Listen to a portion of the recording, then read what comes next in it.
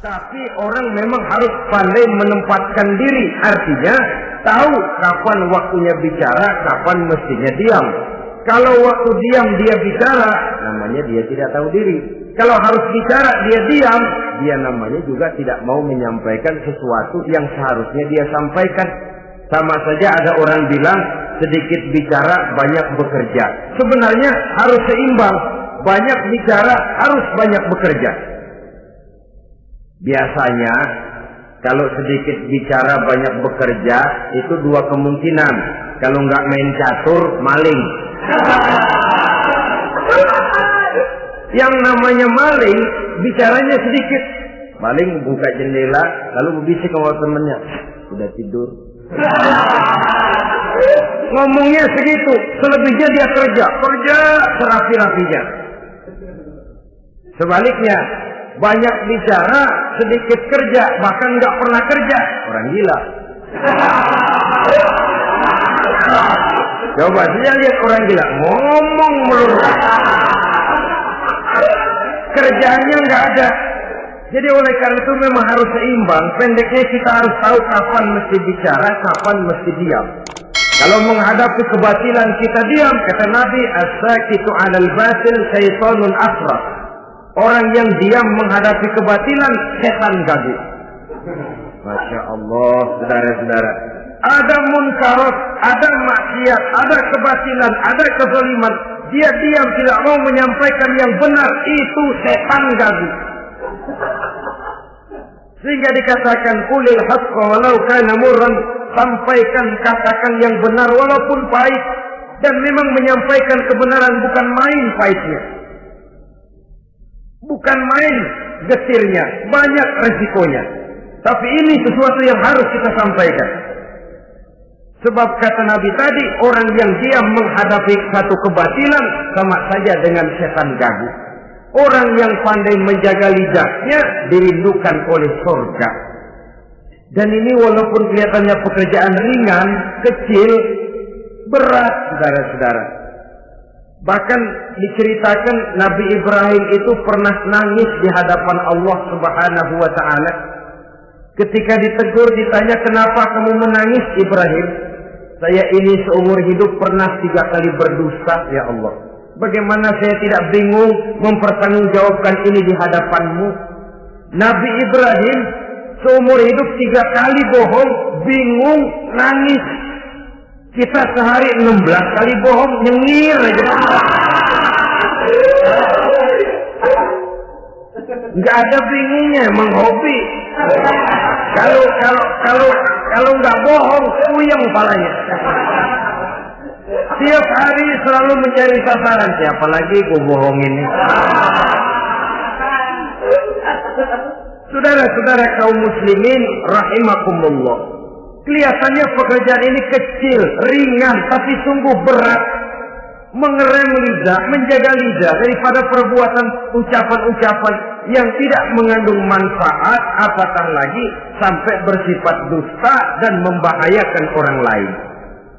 Oleh karenanya, dusta ini, kalau dalam agama, berdusta dalam agama, biasanya munafik. Mulutnya beragama, tapi hatinya kafir. Jelas itu munafik. Itu dusta juga. Dusta yang membawa kita kepada dosa kelas kasar. Ya kalau kita mendustai teman, memang dosa. Dosa yang nilainya tidak sebesar kalau kita mendustai agama. Tapi sungguh pun demikian, dosa kecil-kecil juga kalau ditumpuk banyak juga. Padahal kata Imam Ghazali, hati itu seperti kaca. Dosa itu debu yang nempel di kaca. Kalau debu-debu itu terus numpuk, kita malas ngelapnya, malas ngebersihinnya. Jadi satu berkarat di kaca, susah banget ngebersihinnya. Coba kaca kalau udah karatan, pakai silet kita gosok, setengah mati. Begitu juga perbuatan dosa. Kalau kita senang dusta, biarinlah dosa kecil, bohong lagi, bohong lagi, bohong lagi. Numpuk berkarat di hati itu dosa. Nah hati itu kalau sudah dilingkungi oleh karat, nur, cahaya kebenaran itu sulit untuk masuk. Karena dia sering berdusta, orang lain dianggap sama juga sama dirinya. Ini yang celaka. Oleh karenanya timbul sifat menyamakan orang lain dengan keadaannya sendiri. Dikala itu hati yang sudah penuh dengan noda-noda dosa itu sudah berkarat sehingga sulit untuk dibersihkan lagi. Itu sebabnya Nabi berpesan, ittaqillaha haitsu ma kunta wa atbi'is sayyi'atal hasanata tamhuha wa khaliqin nasa bi khuluqin hasanin. Bertakwalah kamu kepada Allah dimanapun saja kamu berada. Bertakwa dimanapun saja kamu berada. Di pasar takwa kita, di kantor takwa kita, di masjid takwa kita, di rumah tangga bertakwa kepada Allah dimanapun saja kamu berada. Kita sih kadang-kadang takwa juga cuman musinan. Takwa kita pakai tempat. Asal lagi duduk di masjid, dengerin pengajian, dengar kiai pidato, manggu takwa bener. Aduh. Keluar dari masjid, teler aja lagi.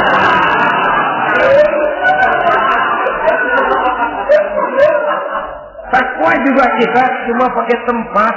Nabi pesan dimanapun kamu berada, ittaqillah haitsu ma kunta. Bertakwalah kepada Allah dimanapun saja kamu berada. Wa atbi'i sayyi'atal hasanah tamhuha. Ikuti perbuatan salahmu dengan kebaikan, niscaya kebaikanmu akan menghapus kesalahan yang kamu kerjakan. Kalau sadar kita, ya Allah tadi berdusta, astagfirullah, perbanyak istighfar. Ikuti. Jadi begitu tuh kaca kena debu, lap. Kena debu lagi, dilap lagi. Kena debu, dilap lagi. Insya Allah tidak sampai berkarat. Jangan lalu nunggu. Ntar aja dah taubat, udah tua-tuaan dikit. Kayaknya umur dia yang ngatur. Saudara-saudara, oleh karenanya ikuti perbuatan salah dengan kebaikan. Terselip kita berbuat salah, iringi dengan sedekah. Terselip kita melakukan dosa, iringi dengan istighfar. Melihat sesuatu yang haram, astagfirullahaladzim. Lalu dipalingkan, jangan mulut astagfirullah, mata melotot terus.